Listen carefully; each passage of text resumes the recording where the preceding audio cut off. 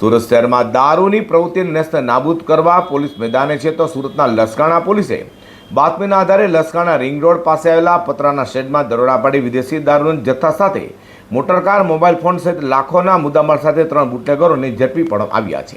સુરતમાં દારૂની બદીને નેસ્ત નાબૂદ કરવા માટે પોલીસ મેદાને છે તો સુરતના લસકાણા પોલીસ મથકે મળેલી ચોક્કસ બાતમીના આધારે પોલીસ ટીમે લસકાણા રિંગ રોડ નજીક આવેલા પતરાના શેડ પર દરોડા પાડ્યા હતા।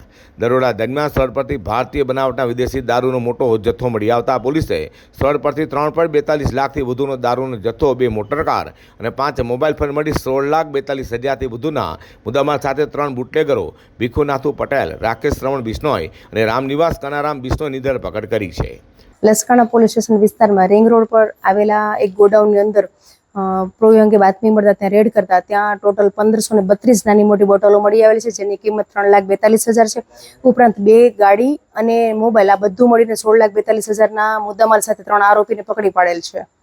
માલ ગાડીમાં હતો, બંને ગાડીમાં હતો। ઉપરાંત જે પાછળ કેબિન જોઈ રહ્યો છે, કેબિનની અંદર હતો અને કેબિનની અંદર એક ચોરખાનું, અંદર નીચેની સાઈડ એક ચોરખાનું બનાવવામાં આવેલું હતું, તેમાં પણ એક અમુક માલ છુપાવવામાં આવેલો હતો।